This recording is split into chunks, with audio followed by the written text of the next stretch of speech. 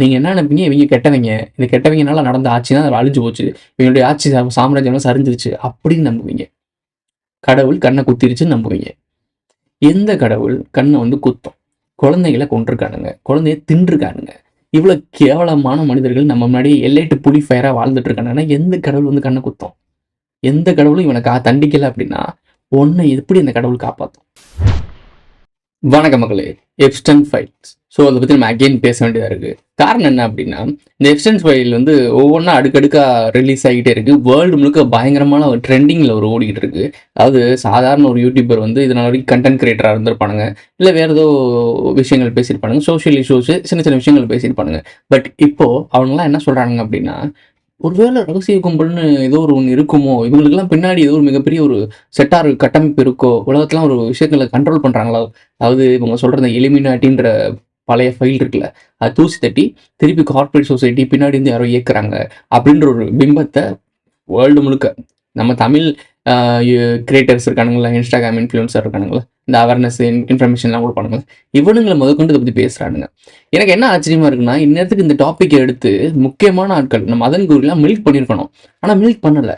மதன் கூறி இது தொடவே இல்லை. ஒரு வீடியோ போடுறான், அடுத்து விட்டுறான், அதையும் ஃபுல்லாக டீட்டெயிலாக பேச மாட்டான், கடந்து போயிடணும். ஸோ இவெல்லாம் நேரத்துக்கு இதுக்கு மில்க் அடிச்சு தட்டி இருக்கணும், ஏன் பண்ண மாட்டாங்கன்னு தெரியல. இன்னொரு ஒரு கொஸ்டினும், நம்ம ஊரில் இருக்க பொலிட்டிஷியன்ஸ்லாம் இதை அழகாக கையாண்டிருக்கலாம், இதை அழகாக எடுத்து பேசியிருக்கலாம். இங்கே பார்த்தீங்களா உலகம் முழுக்க, அதாவது அவங்க மேலே இருக்க அவதூறுலாம் இந்த கரையெல்லாம் துடைக்கிறதுக்கு இது ஒரு ஸ்ட்ராட்டஜியை பயன்படுத்தி பார்த்தீங்களா உலக நாடுகள் இப்படி அதான் பேசியிருக்கலாம். அஃபிஷியலாக இருக்கக்கூடிய ஆட்கள்லாம் கமலஹாசன் உலகம் முழுக்க பேசுவாப்புல, ஆனால் அந்த தலாயிலாமான்னு ஒருத்தர் இருப்பாப்புல, அவர் கூட ஃபோட்டோ எடுத்திருக்காரு, இவரும் இந்த எஃப்டி ஃபைலில் வந்திருக்காருன்னு சொல்லி பேசிகிட்டு இருக்காங்க. இந்த இவரை பற்றி நம்ம பழைய ஃபைல்ஸ்லாம் பையன் படிச்சிருக்காப்புல, நிறையா சொன்னாருண்ணே இதெல்லாம் மாதிரிலாம் இருக்குண்ணே அப்படின்னு சொல்லியிருந்தான். சரி விடு பார்த்துக்கலாம். பில் கேட்ஸ் மறுக்கிறார், நான் வந்து எப்ஸ்டீன் ஃபைலில் இல்லை, நான் அங்கெல்லாம் வந்து ஒரு மீட் பண்ணது தவறான ஒரு கசப்பான ஒரு உணர்வாக நினைக்கிறேன், அதாவது எப்ஸ்டீனை மீட் பண்ணது வந்து கசப்பான உணர்வாக நினைக்கிறேன் அப்படின்னு சொல்கிறாங்க. இவங்க எல்லாருமே நான் இல்லைன்னு சொல்கிறானுங்க. இல்லைன்னா அப்புறம் என்ன டேஸ்க்காக போனீங்க? உலகத்தில் நடக்கிற எல்லா விஷயங்களும் தெரியுது. கோவிடை பற்றினா அதில் மெசேஜ் மெயிலில் பேசியிருக்கீங்க, கோவிட் வரதுக்கு முன்னாடி பேசியிருக்கீங்க, ஆனால் கோவிட் வருது, நீங்கள் வேக்சின் கொடுக்குறீங்க, பில் கேட்ஸ் தான் கொடுக்குறீங்க. எப்ஸ்டீன் வந்து மிகப்பெரிய புள்ளிகளுக்கெல்லாம் சப்ளை பண்ணியிருக்கான், அதாவது வேர்ல்டு மாமாவாக இருந்திருக்கான். ஸோ இப்போ இதெல்லாம் எப்படி நீங்கள் இல்லைன்னு சாதிச்சு இது வந்து கடந்து போக போகிறீங்கன்னு தெரியல. இப்போது ஏன் இந்த எப்ஸ்டீன் ஃபைல்ஸ் வருது, இதோட நோக்கம் என்ன அப்படின்றத தான் இந்த வீடியோவில் டீட்டெயில்டாக பார்க்க போகிறோம். வாங்க வீடியோவில் போகலாம். இருக்கும் இடத்தை விட்டு இல்லாத இடம் தேடி எங்கெங்கோ அலைகின்றார் ஞான தங்கமே. ஸ்டான்லி குப்ரி நம்பர் 15 ஃபைல்னு சொல்லிட்டு ஸ்டான்லி குப்ரிக்கு போகிறீங்க. இந்த ஐ ஒயிட் சட் அந்த அது படத்தை பற்றி பேச போகிறீங்களா அப்படின்னா, அந்த படத்தை பற்றி பேசுறதுக்கு 1000 இருக்குது. ஸோ அதில் தமிழ் பாட்டு வருது அப்படின்னு சொன்னாங்க. இது வந்து பல பேர் பல விதமாக சொல்கிறாங்க. தமிழ் ஏன் வருது, அப்போ தமிழ் இண்டஸ்ட்ரியில் இருக்கவங்க அங்கே இருக்காங்களா, தமிழ் இண்டஸ்ட்ரியில் இருக்கவங்களும் இந்த எப்ஸ்டீன் ஃபைலில் வராங்களா அப்படின்னு கேட்குறாங்க. என்ன தற்கரித்தனமாக பேசிகிட்டு இருக்கீங்க? இங்கே ஆல்ரெடி அதெல்லாம் போயிட்டு தான் இருந்திருக்கு. ஒரு பல்கலைக்கழகம் ஒரு காலேஜில் பெண்களை சப்ளை பண்ணுறாங்க, பெரிய முதலாளிகளாம் சப்ளை பண்ணுறாங்கன்னு நியூஸ்லாம் நம்ம கேள்விப்பட்டோம். ஸோ இப்போ அதுக்கு பேர் என்ன? இதெல்லாம் மினி பிடிஎஃப், அதாவது என்ன சொல்கிறது, எப்ஸ்டனோட மினி வெர்ஷன்ஸ் தான். எல்லா இடங்களிலும் இது இருக்குது, தெரியாமல் கண்ணுக்கு மறைச்சு ஓடிக்கிட்டு இருக்குது. பல காலேஜ் ஸ்டூடெண்ட்ஸ், ஹாஸ்டல் ஸ்டூடெண்ட்ஸ்லாம் இந்த மாதிரி நிறைய இருக்குது, நீங்கள் தேடி பாருங்கள். அப்புறம் ஜிக்லோன்னு நம்ம பேர் சொல்லுவாங்க, இந்த ஆம்பளைங்க வந்து ப்ராஸ்டியூட் போகிறது, இது மாதிரி ஏகப்பட்ட விஷயங்கள், அதாவது டார்க்கில் ஓடிக்கிட்டு இருக்குது. இதில் ஸ்கேம்ஸும் இருக்குது, பல விஷயங்கள் உண்மையும் நடந்துகிட்ருக்கு. இதை வச்சு பயங்கரமான த்ரெட்டன்ஸும் நடந்துகிட்டு இருக்குது. ஏன்னா இதை வச்சு ஒரு பெரிய பெரிய ஹையர் பொசிஷன்ஸ்க்கு லாக் பண்ணுறானுங்க. அவங்களை அதில் யூஸ் பண்ணி அவங்களுடைய ஆசைகளை பயன்படுத்தி அவங்களுக்கு ஒரு ஹனி ட்ராப்னு சொல்லுவாங்க, வேர்ல்டு முழுக்க பயன்படுத்துகிற ஒரு டேர்மு. ஸோ இந்த ஹனி ட்ராப்ன்ற ஒரு விஷயத்து மூலமா அவங்கள ட்ராப் பண்ணி மெசேஜோ இல்லை நேரடியாக வீடியோவோ, ஏதோ ஒரு வீடியோ கால்ஸோ மெசேஜ் ஏதோ ஒன்று. ஏன்னா மகன் கௌரி ஒரு தடவை வீடியோ கால் பண்ணான்னு சொல்லி ஸ்க்ரீன்ஷாட் போச்சு. நம்ம ஊரில் மணிக்கணின்னு ஒருத்தன் தெரியானே, அவன்லாம் ஒரு தடவை மாட்டினான் தெரியுமா உங்களுக்கு? இவங்கெல்லாம் மாட்டிடுறானுங்க. இவங்க மாட்டாமல் ஏகப்பட்ட பேர் இருக்கானுங்க. ஸோ அந்த மாதிரி விஷயங்கள் ஏகப்பட்ட விஷயங்கள் இருக்குது. இப்போ நான் சொல்ல ஒரு விஷயம் என்னென்னா, இது ஏன் இப்போ ரிலீஸ் ஆகணும்? உலகம் முழுக்க இப்போ ஒரு பிரபலத்துக்கு நடந்துச்சுனோ, இல்லை ஒரு சாதாரண ஒரு அரசியல்வாதிக்கு நடந்தாச்சுனோ, இல்லை முக்கியமான ஒரு மிகப்பெரிய ஒரு மக்கள் மத்தியில் மதிக்கக்கூடிய ஒரு தலைவனுக்கு நடந்துச்சுன்னா ஓகே, ஏதோ எல்லாரும் தப்பு பண்ணுற மாதிரி இவனும் தப்பு பண்ணுறான் அப்படின்னு போயிடலாம். பட் லிஸ்ட்டு பெருசாக போயிட்டுருக்கு. அதாவது வேர்ல்டில் இப்போ லைம் லைட்டில் லைவில் வாழ்ந்துட்டு இருக்கவங்க, அதாவது நிதானமாக நம்ம கூட கண் முன்னாடி வாழ்ந்துட்டு இருக்கவங்க ஒவ்வொரு நாளுக்கும் உலக விஷயங்களில் ஒரு முக்கியமான துரும்புகள் அள்ளி போட்டுட்ருக்காங்க. பில்கேட்ஸாக இருக்கட்டும், எலான் மஸ்காக இருக்கட்டும், எல்லாருமே நிறைய முக்கியமான ஒரு ஆட்கள்லாம் இந்த உலகத்துக்கு முக்கியமான ஒரு டேர்னிங் பாயிண்ட்டாக இருக்காங்க. அவங்க இந்த ஃபிஷிங் ஃபைலுக்குள்ளே வந்திருக்கிறது தான் பெரிய விஷயம். ஏன் அப்படின்னா உலகம் முழுக்க இருக்க மிகப்பெரிய தலைவர்கள்லாம் கொண்டு வரதுக்கான காரணம் என்ன? அதான் மெயின் மேட்டர். அதை சொல்லு ப்ரோ அப்படின்னு கேட்குறீங்களா? விஷயம் என்னென்னா, உலகம் முழுக்க இருக்க எல்லா தலைவர்கள் மேலும் எல்லா இந்த கட்டமைப்பு நம்பகத்தன்மை இருக்குல்ல, இதுதான் உலகம், இவங்க தான் பெரிய ஆட்கள், இவங்களை பார்த்தா நம்ம இன்ஸ்பயர் ஆகி இப்படி தான் வளரணும் அப்படின்னு நினைக்கிற ஆட்கள்லாம் போய் அப்படின்னு செருப்பு கழட்டி உங்களை அடிக்கிறது. தூங்கிட்டு இருந்தீங்களா இவ்வளோ நாள்? எனக்கு உண்மையில ஒரு விஷயம் கேட்கணும்னு தோணுச்சு. இங்கே நடக்கிறதெல்லாம் நீங்கள் கவனிச்சுட்டு தான் இருக்கீங்க, எல்லாம் உங்கள் கண்ணு முன்னாடி தான் நடந்துட்டு இருக்கு. தூங்குறீங்களா இல்லை தூங்குற மாதிரி நடிக்கிறீங்களா? எனக்கு சீரியஸ்லி புரியல. உங்கள் கண்ணு முன்னாடி தான் நடக்குது. இந்த எஃப்டின் ஃபைலும் போயிட்டு இருக்கு, எல்லாரோட முகத்தரையும் கிழிஞ்சு தொங்கிட்டு இருக்கு. அந்த லிங்க்குள்ளே போனீங்கன்னு வச்சுக்கோங்களேன், சர்ச் பண்ணிங்கன்னா போதும், எவன் பேரை போட்டு சர்ச் பண்ணுறீங்க அவன் மேலே ஒரு 4 ஃபைல் வருது.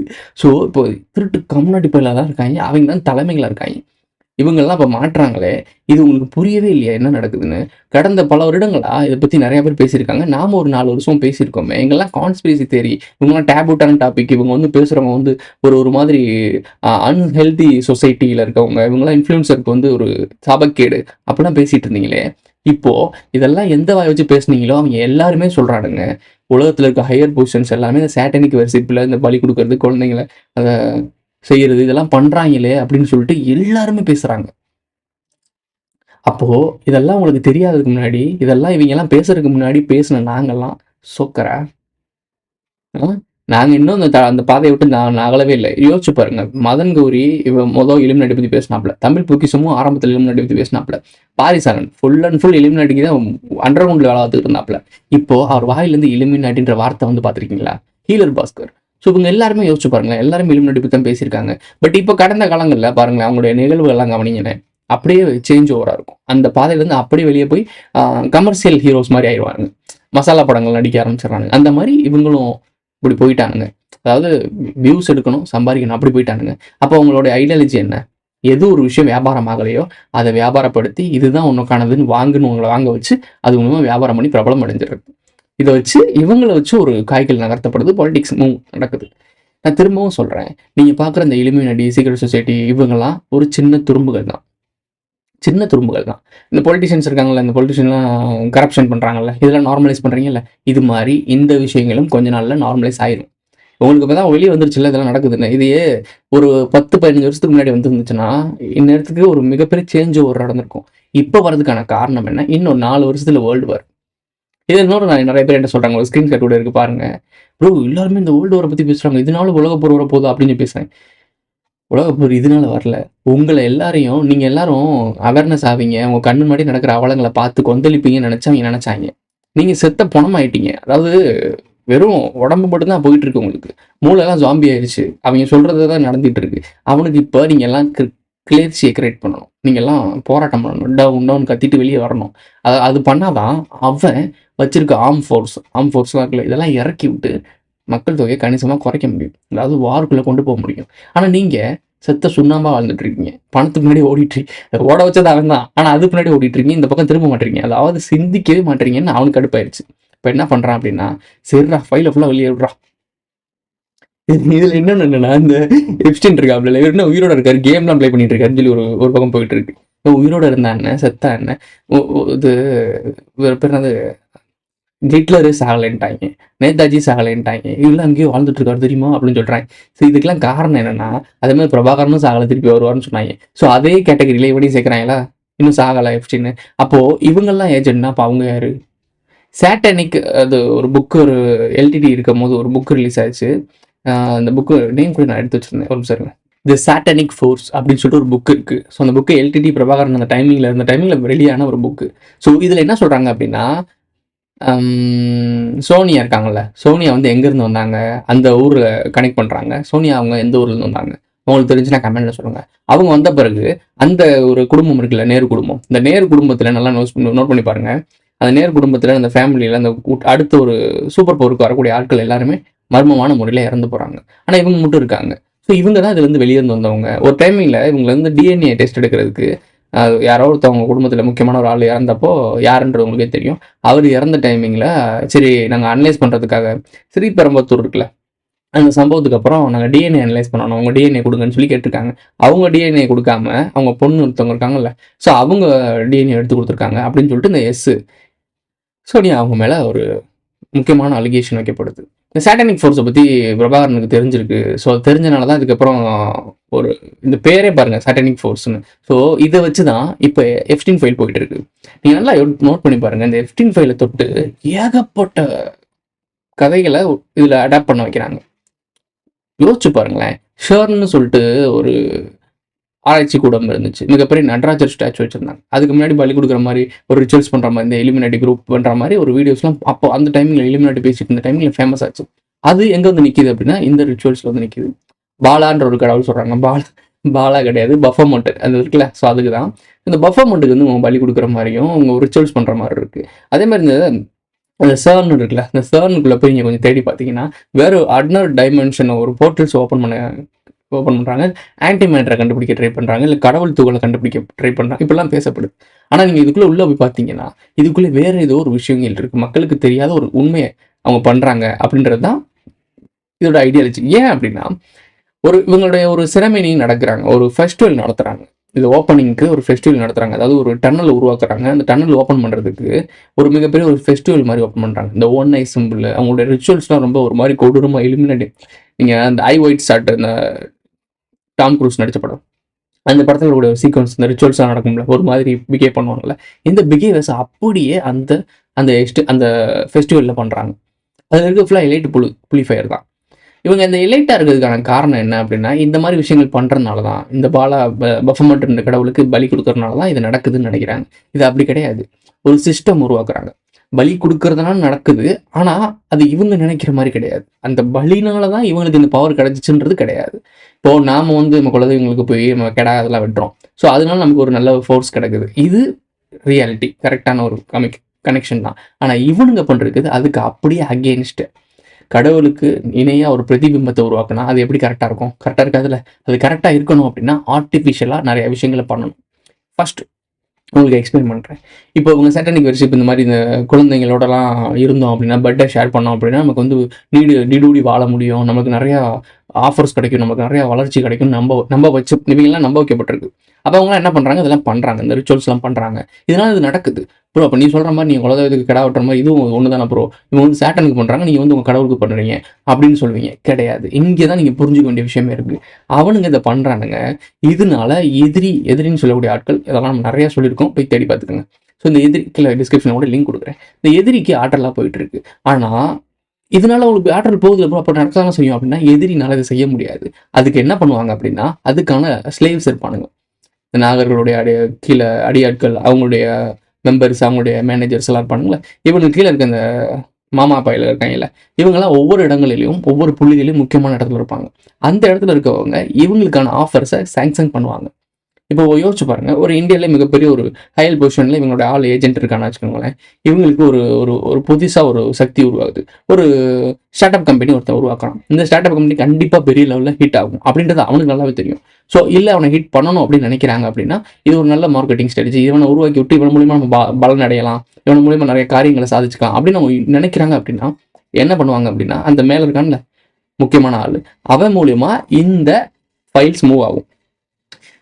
நான் நேரடியாக போய் நேர்மையான முறையில் போய் லோன் கேட்டிங்கன்னா செருப்பழிச்சு பற்றிட்டுவாங்க, ஒப்பாங்கட நிறையா ஃபைல்ஸை ஒரு கையெழுத்துலாம் கேட்பாங்க, உங்களுக்கு சொத்து இருக்கா அது இருக்கான்னு கேட்பாங்க. பட் இவங்க கண் பார்வைப்பட்டுச்சு அப்படின்னா அந்த ஃபைல்ஸ் அழகாக மூவ் ஆகும். அழகாக மூவ் ஆகி பல லெவலில் கடன் காசு கொடுத்து இவனை வளர்த்துடுவாங்க. அதாவது ஒரு சிஸ்டமேட்டிக்காக போகிற மாதிரி தான் தெரியும். இவன் என்ன நினைப்பான் அப்படின்னா நாம் இந்த பாலாக்கு இந்த பஃபமௌண்ட்டுக்கு நம்ம கொடுத்த ரிச்சுவல்ஸ்னால தான் இது நடக்குதுன்னு இவன் நம்பப்படுவான், இவனை நம்ப வைக்கப்பட்டிருக்கோம். ஆனால் நடக்கிறது அந்த ஏஜென்ட்ஸ் இந்த வேலையை பார்க்குறாங்க. அப்போ இவன் சக்ஸஸ் ஆயிடுவானா? அப்போ ஆல்மோஸ்ட்டாக வேணான்னு இதை பற்றி யோசிப்பான்னு நினைக்கிறீங்களா? இந்த சாட்டானிக் வர்ஷிப் நம்ம இருந்தனால தான் இது நடந்துச்சுன்னு நினைப்பான். யோசிக்கிறீங்க, கொஞ்சம் யோசிச்சு பாருங்க. இவன் இந்த சக்ஸஸ் ஆகணுன்றக்காக தான் இதை பண்ணியிருக்கான். அங்கே போயிட்டு நம்ம இதை செஞ்சனால தான் இது நடந்துச்சா அப்படின்னு யோசிச்சுட்டு இருப்பானா? கிடையாது. நடந்துருச்சு, கண்மூடித்தனமாக நம்புவான். புரியுதா உங்களுக்கு? இதுதான் அவங்களுடைய சக்ஸஸ். அப்போ இது வந்து ஒரு சிஸ்டமிஸ்டிக்கா இவங்க உருவாக்குன ஒரு அல்கிரிதம். இந்த அல்கிரிதத்தை உடைக்க முடியும்ல? அதுதான் அவன் பிரச்சனை. இப்போ அந்த அல்கிரிதத்தை இப்போ அதனால தான் உடைக்கிறான். ஏன்னா இது காலாவதி ஆயிடுச்சு. இப்போ அவங்களுக்கு வார் வரணும். இந்த ஒட்டுமொத்த அல்கிரிதத்தையும் அழிச்சிட்டு நியூ வேர்ல்ட் ஆர்டர், ஒற்றை உலக கோட்பாட்டுக்குள்ள கூட்டி போகணும். அதுக்கு யாருமே தயாரா இல்லை. பூனைக்கு யாரு மணி கட்டுறது அப்படின்றதுல இருக்காங்க. அப்போ உலக மக்கள்ல எல்லாருமே கோயம் மாதிரி ஆடுகள் மாதிரி ஒரு தலைமை முன்னாடி ஓடிட்டு இருக்கானுங்க. இந்த ஒரு ஆட்டு வீடியோ இருக்கும், யூடியூப்ல தேடி பாருங்க. ஒரு ஆடை வந்து ஒரு பாலத்தை கடந்து கூட்டி போகணும். அந்த ஆடு வராது. ஒரே ஒரு ஆடை மட்டும் கஷ்டப்பட்டு கூட்டி போயிடுறாங்க. அந்த ஆடு போன உடனே எல்லா ஆடுகளும் பின்னாடி போகும். ஸோ இதுக்கு பேர் தான் ஆட்டு மந்தைன்னு சொல்றது. இதுதான் எல்லா இடத்துலையும் நடக்குது. அந்த மாதிரி ஒரு ஆடை அவங்க ரெடி பண்றாங்க. இவங்களுக்குள்ளே ஒரு தலைமை ஆடு மாதிரி ஒரு ஆடை உருவாக்கி அந்த ஆடை மட்டும் அப்படியே சேஃபாக கூட்டி போயிடுவாங்க. இன்ஸ்டாகிராம் இன்ஃப்ளூயன்சர் ஒருத்தன் சக்ஸஸ் ஆவான். ஒரு வீடியோவை சாணி எடுத்து நக்கி அதில் ஃபேமஸ் ஆயிருப்பான். இப்போ எல்லாரும் சாணி எடுத்து நப்புவாங்க. இந்த தண்ணி பழம் யோசிச்சு பாருங்க. இந்த மாதிரி ஒரு பைத்தியங்களை உருவாக்கி விட்டு இந்த பைத்தியங்களை பார்த்து பல பைத்தியங்கள் உருவாகும். இன்ஃப்ளூயன்சர், இதுக்கு பேர் தான் இன்ஃப்ளூயன்சர். புரியுதா? ஸோ உருவாகும். இந்த பைத்தியங்கள்லாம் என்ன ஆகும் அப்படின்னா இது மாதிரியே பின்னாடி வரும். இவங்களுக்கு தேவை அப்படி என்னன்னா, இங்கே ஒரு தேன் துளி வச்சிருக்கு. அதை எப்பயுமே பூவை தேடி தான் வண்டு வரும். வண்டை தேடி பூ வராது. ஸோ உங்களுக்கு இதுலேயே உங்களுக்கு விஷயம் புரிஞ்சுருக்கணும். அப்போ பூக்குள்ள தேன் தான் முக்கியம். இவன் கெமிக்கலால் உருவாக்கப்பட்ட ஒரு தேன் எடுத்து பிளாஸ்டிக் பூவில் தடவி உங்களை நக்க வைக்கிறான். இயற்கையாக நடக்க வேண்டிய விஷயத்த செயற்கையாக பண்ணுறான். அதாவது கடவுளுக்கு எதிரான ஒரு சிஸ்டத்தை உருவாக்கியிருக்கான். இதுதான் உலகத்தில் இருக்க எல்லாருமே மறைமுகமாக சொல்கிற விஷயம். இந்த விஷயம் உங்களுக்கு புரியல அப்படின்னா இந்த எப்சன் ஃபைலை பற்றி இன்னமும் நிறைய வீடியோஸ் சொல்லிகிட்டே தான் இருக்கணும். சொல்கிறதுக்கு ஏகப்பட்ட விஷயங்கள் இருக்குது. உங்களுக்கு இந்த தலைலாமான்ற ஒரு ஆள் வச்சு தான் ஒரு கோல்டு வாரே நடந்துச்சு தெரியுமா? எங்கிட்ட ஒப்படைக்கணும்னு சொல்லிட்டு ஒரு தலைலாமானை கேட்டிருக்காங்க. கொடுக்கறதுக்கு ஒரு கோல்டு வாரே நடந்துச்சு. இப்போ தேடி பாருங்க. சைனா இந்தியா வார் ஒரு வார் இருக்குது. அந்த வாருக்கும் ஒரு தலைலாமாக்கும் ஒரு தொடர்பு தேடி பாருங்க. ஏன் அந்த ஆளை காப்பாற்றணும்? ஏன் ஜக்கி வாஸ்தவ் இவ்வளோ சொத்து சேர்த்து வச்சுட்டு இவ்வளோ பிரச்சனைகளுக்குள்ள அது கான்ட்ரவர்சிக்குள்ளே இருக்காரு?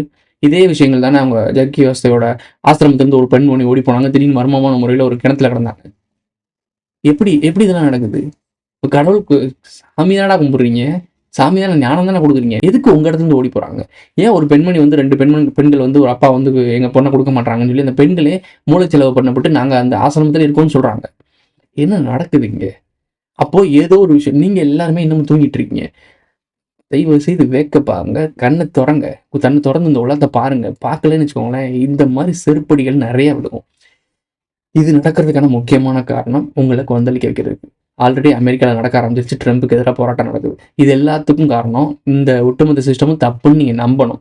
இதை நீங்கள் நம்பிட்டீங்க, அவனோட பிளான் சக்ஸஸ் ஆயிடுச்சு அப்படின்னா கண்டிப்பாக வார் வரும். அந்த வாருக்கு அப்புறம் என்ன நடக்கும் அப்படின்னா பல சிக்கல்கள் நடக்கும். ஏன்னா ஃபினான்ஷியல் கிரைசிஸ் நடக்க போகுது. இந்த ஃபினான்ஷியல் கிரைசிஸ் நடக்கும்போது நீங்கள் திங்க் பண்ணிடக்கூடாது. அப்போ என்ன நடக்கணும்? ஆல்ரெடி இவங்க எப்பெல்லாம் பொய்யான ஆட்கள்னு காட்டப்படணும். இப்போ பொய்யான ஆட்கள்னு தெரிஞ்சிருச்சுன்னா நாளைக்கு இவனுங்களால தான் இந்த ஃபினான்ஷியல் கிரைசிஸ் வருதுன்னு சொன்னால் நீங்கள் அந்த அல்கரிதத்தை புரிஞ்சுக்க மாட்டீங்க. இந்த ஃபினான்ஷியல் கிரைசிஸ் ஏன் வந்துச்சுன்ற அல்கரிதத்தை புரிஞ்சுக்க மாட்டீங்க. நீங்கள் என்ன நினைப்பீங்க? இவங்க கெட்டவங்க, இந்த கெட்டவங்கனால நடந்த ஆட்சி தான் அழிஞ்சு போச்சு, இவங்களுடைய ஆட்சி சாம்ராஜ்யம் சரிஞ்சிருச்சு அப்படின்னு நம்புவீங்க. கடவுள் கண்ணை குத்திருச்சுன்னு நம்புவீங்க. எந்த கடவுள் கண்ணை வந்து குத்தம்? குழந்தைகளை கொண்டிருக்கானுங்க, குழந்தைய தின்றுருக்கானுங்க. இவ்வளோ கேவலமான மனிதர்கள் நம்ம முன்னாடி எல்லைட்டு புலி ஃபயராக வாழ்ந்துட்டு இருக்காங்கன்னா எந்த கடவுள் வந்து கண்ணை குத்தம்?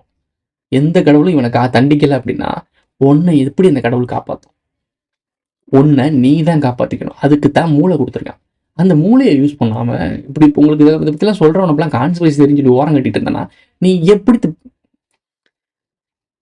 கோவத்தைப்பெல்லாம் கண்ட்ரோல் பண்ணிட்டு உங்களை திட்டுறதை குறைச்சிட்டு பேசிகிட்டு இருக்கேன். சீரியஸ்லி சொல்கிறேன், கண்ணை விழிச்சு பாரு. உன்னை சுற்றி நடக்கிறது எல்லாமே உண்மை. இவ்வளோ நாள் நாங்கள் பேசிக்கிட்டு இருந்த விஷயங்கள்லாம் அவங்க ஓப்பனாக இது இப்போ ஏன் எல்லாரும் நம்புறீங்க தெரியுமா? இது ஏன் இப்போ எல்லாருமே பேசுகிறாங்க தெரியுமா? ஒரே காரணம், அமெரிக்கான்ற ஒரு நாட்டில் இருக்க முக்கியமான ஒரு இடத்துல இருந்து இந்த ஃபைல்ஸ்லாம் வெளியே வந்திருக்கு. அஃபிஷியலாக கவர்மெண்ட் சைட்லேருந்து வெளியே வந்திருக்கு.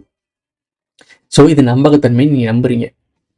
இதே நாங்கள் ஒரு சாதாரண ஆள், யாருன்னே தெரியாது. கதிர்னா யார்? யாரோ ஒரு ஆள். ஐடபிள்யூனா யார்? Internet warrior. IW internet warriors இவங்களாம் யார் அப்படின்றது இல்லை. இப்போது இது ஒரு நிர்வாகமாகவும் ஒரு ஸ்தாபனம் ஒரு இயக்கமாகவோ இல்லை ஒரு பொலிட்டிக்கல் லீடராகவோ இல்லை ஒரு மிகப்பெரிய ஒரு இன்டெலிஜென்ஸ் சோர்ஸாக இருந்துச்சுன்னா நீங்கள் நம்புவீங்க. அப்போது தப்பு உங்கள்கிட்ட இருக்கா எங்கள்கிட்ட இருக்கா? சொல்கிற ஆள் யாருன்னு தேடுறதை விட சொல்கிற விஷயம் உண்மையான்றது தேடுறது தான் முக்கியம். இந்த எப்சன் ஃபைலில் விடுறது அரசாங்கம் தான் விட்டுட்டு இருக்கு. அந்த அரசாங்கம் உண்மையான அரசாங்கமாக கிடையாது. ஆனால் விஷயம் உண்மையான விஷயம். அந்த விஷயம் இப்போ காட்டு தீவியாக பரவுதா? நீங்கள் ஏன் நம்புறீங்க? இது ஒரு அஃபிஷியல்ஸ் விடுறனால நம்புறீங்க. அஃபிஷியல் விட்டால் எல்லாமே நல்லது உண்மைன்னு நம்பிடக்கூடாது. அஃபிஷியல் விடுறதுல போலியும் இருக்குது. இதே கவர்மெண்ட்ஸ்லாம் நிறைய முக்கியமான பிரபலங்கள் மாட்டும் போது அதெல்லாம் இல்லை, இதெல்லாம் அலிகேஷன், உங்களுக்கு அவதூறு பரப்பக்கூடாது. ஏன் ஒரு ரீசெண்டாக கூட இங்கே ஒரு கோவில் நம்ம கூட பேசியிருந்தோம், ஸ்தலா, தர்மஸ்தலா, அந்த கோவிலில் ஒரு மேட்டர் நடந்துச்சு. இதே மாதிரி பெண்கள் மேட்டர் தெரியுதா தெரியலையா, கொஞ்ச நாள் அது ஞாபகம் இருக்கா? மருந்தி உங்களோட தேசியவாதி. அந்த தர்மசாலாவில் என்ன மேட்டர்? இதே மாதிரி பெண்கள், இளம் பெண்கள் நடந்துச்சா இல்லையா? எப்படி பேசுனீங்க மறந்துட்டீங்கல்ல. இப்போ நான் சொன்ன பிறகு தானே அந்த தர்மசாலா ஐயோ ஆமால அப்படின்னு தோணுச்சா? இதுதான் உங்கள் ப்ராப்ளம். ஸோ இப்போ இந்த தர்மசாலான்ற ஒரு ப்ராப்ளம் வந்துச்சா, அது இங்கே தான் நடந்துச்சு.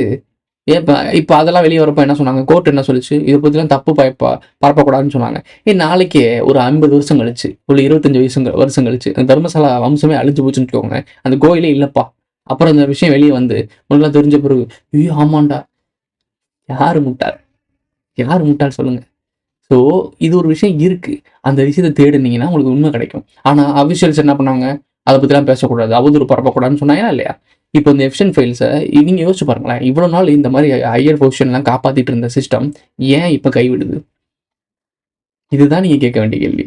இவ்வளோ நாள் இவங்க என்ன தப்பு பண்ணாலும் மறைச்சு பாதுகாத்த கூட்டம் இப்போ ஏன் இவங்களை மாட்டி விடுது? மாட்டி விடலை. நான் உங்கள்கிட்ட முன்னாடியே சொல்லியிருக்கேன், ஒரு ஆடை வளர்க்குறாங்கன்னா குறும்பாடாக நல்லா சாப்பாடு போட்டு வளர்க்குறாங்க, கஞ்சி கூழுன்னா ஊற்றி புல்லுகள்லாம் பிடுங்கி போட்டு வளர்க்குறாங்க அப்படின்னா ஒரு நாள் இல்லைன்னா ஒரு நாள் அது கசாப்பு கடைக்கு போகிறதுக்காகத்தான்னு அவனுக்கு நல்லா தெரியும். ஆனால் இந்த ஆடுகளுக்கு தான் தெரியல. இந்த எலைட் புலி ஃபயர் இருக்கானுங்கள, இவனுங்களுக்கு தான் தெரியல. இது இவனுக்கு தெரியும். அப்படி போய் வாழ்றது கொஞ்ச நாள் தான், அது நம்ம ஒரு ஆடாக வளர்ப்போம். அந்த வார்டில் நம்ம வந்து எலைட்டு புலி ஃபயராக வாழணும்னா இந்த மாதிரி கருமாந்திரத்தை எல்லாம் செய்யணும், நாளைக்கு நம்ம பலியாட தான் ஆக போகிறோன்றது தெரிஞ்சே போய் தலையை விடுறவங்க இருக்காங்க. ஒரு சிலவங்க அதை தெரியாமல் வாழ்வாங்க. இதுக்கு 3ஆவதாக இருக்க ஆள் தான் நாம். இதெல்லாம் தெரியுது, நாங்கள் போக விரும்பலை. நீங்கள் பண்ணுற இந்த செலிப்ரிட்டிஸ், இந்த அந்தஸ்து, லைம் லைட் கொண்டு வர இந்த பாய்ஸ்ன்னு சொல்லி வெப்சீரிஸ் இருக்கும், போய் பாருங்கள். போலியான ஹீரோக்களை ஹீரோவாக ப்ரொஜெக்ஷன் பண்ணுறதுக்காக எவ்வளோ ட்ராமாஸ் கிரியேட் பண்ணுவானுங்கன்னு பார்த்துருப்பீங்க. ஸோ இவ்வளோ தான் அந்த சீரீஸில் அமெரிக்காவை மையப்படுத்தி கொண்டு போவாங்கல்ல, அதே மாதிரி தான் இந்த ஃபைல்ஸும் எல்லாமே அப்படி தான். இந்த உலக சிஸ்டமே அப்படி தான் இயங்கிட்டு இருக்கு. ஏன் சைனீஸில் வரல, ரஷ்யன்ஸ் வரல அப்படின்னு நீங்கள் கேட்கலாம். அவங்க வரலன்னு நீங்கள் எப்படி யோசிப்பீங்கன்னு எனக்கு தெரியல. ஏன் அவங்க ஊரில் இப்படி ஒரு எப்ஸ்டின் இருந்துக்கலாம்ல? இந்த எப்ஸ்டின்னால அது ஓகே, அது அமெரிக்கா எப்ஸ்டின், யூத எப்ஸ்டின், அங்கே அவங்க ஊரில் ஒரு எப்ஸ்டின் இருந்துக்கலாம்ல? அவங்களும் சர்வாதிகாரி போக்கில் போயிட்டு இருக்கானுங்க. அவனுங்களாம் இதெல்லாம் தேவையே இல்லை, இப்படி ஒரு மாமாக்காரன் தேவையே இல்லை, அவங்களுக்கு நாட்டுக்குள்ளே என்ன வேணா பண்ணிப்பானுங்க. சரி, இன்னொன்னு சொல்கிறேன், இந்த ஸ்டான்லி குப்ரி இருக்காப்புல, இந்த ஹை ஒயிட் ஷார்ட்னு ஒரு படம் எடுத்தாப்புல, இந்த படத்தில் அவ்வளோ சீக்கிரட்டை சொல்லியிருக்காப்புல. கடைசி இந்த படத்தில் முக்கியமான விஷயங்கள்லாம் போர்ஷன்ஸ் கட் பண்ணிட்டு அவரை முடிச்சு தட்டாங்க. படம் ரிலீஸ் ஆகிறதுக்கு ஒரு வாரத்துக்கு முன்னாடி இறண்டாப்புல. ஸோ இது நடந்திருக்கு. ஆனால் எல்லாருமே அதை பற்றி ஜஸ்ட் ஒரு கல்ட் மூவி அப்படின்னு சொல்லி விட்டுட்டீங்க. ஆனால் இப்போ எப்ஸ்டின் ஃபைலை பார்த்தோன்னா எல்லாருமே என்ன பண்ணுறீங்க, ஸ்டான்லி குப்ரியை தீர்க்கதரிசி, அவன் தீர்க்கதரிசி இல்லை, இந்த விஷயத்தெல்லாம் தெரிஞ்சுக்கிட்டு மனசு உறுத்தி உங்கள்கிட்ட சொல்ல ட்ரை பண்ணியிருக்கான். இவ்வளோதான் விஷயம். இதே மாதிரி மைக்கேல் ஜாக்சன் அப்படிதான். அவங்களும் இதெல்லாம் இருக்கானுங்க. ஒரு கட்டத்துக்கு மேலே அவங்களுக்கு நிம்மதி போயிருங்க, தூக்கம் போயிடும். கொடூரமான விஷயங்களே செஞ்சுக்கிட்டு இருந்தால் மொதல் டைம் செய்யும் போது ஓகே ஒரு எக்ஸைட்மெண்ட்ஸ் இருக்கும். போக போக உள்ளுக்குள்ளே நீங்களாம் மனுஷங்க, உண்மையிலேயே நீங்கள் ஒரு மனிதர்கள். அந்த ஆழ்ந்த ஒரு பாயிண்ட் இருக்கும், அது ஒரு கட்டத்துக்கு மேலே வெளியே எந்திக்க ஆரம்பிக்கும். ஜான் எஃப் கென்னடி, ஆபிரகாம் லிங்கம், இந்த குப்ரி, இந்த மாதிரி ஆட்கள்லாம் மர்மமான முறை. கிரே ஸ்டேட்னு ஒரு படம் இருந்துச்சு. இந்த குப்ரியை விட அட்வான்ஸ் வெர்ஷனா இந்த ஒட்டுமொத்த சிஸ்டத்தையும் எடுத்து வெளியே காட்டுறதுக்காக ஒரு படம் எடுத்தாங்க, கிரே ஸ்டேட்டுன்னு. படத்தை என்னாச்சு, அந்த குடும்பமே இல்லை, அந்த கிரே ஸ்டேட்னு எடுத்த படத்தோட டீமே இல்லை. ஏன் நீங்கள் வேக்க பார்க்கல? அப்போது இந்த கிரே ஸ்டேட்ன்ற படம் என்ன, ஒரு படம் தானே, ஒரு படம் வெளியே வர்றதுனால என்ன ஆயிரப்போகுது அப்படின்ற கேள்வி இருக்குல்ல. அது வெளியே வரப்போ ஒருத்தனுக்கு ஒன்று ஆகுது அப்படின்னா அவன் தான் இதெல்லாம் பண்ணுறான்னு அர்த்தம். உங்களுக்கு நான் நேரடியாக தான் பேசிகிட்டு இருக்கேன், புரியுதா இல்லைன்னு தெரியல. இதுக்கு மேலேயும் உங்களுக்குலாம் எக்ஸ்ப்ளனேஷன் என்ன பண்ணவே முடியாது. இன்னும் பேசிகிட்டே போகலாம் அதை பற்றி. இதோட இந்த வீடியோ முடிச்சுக்கிறேன். Who is this guy?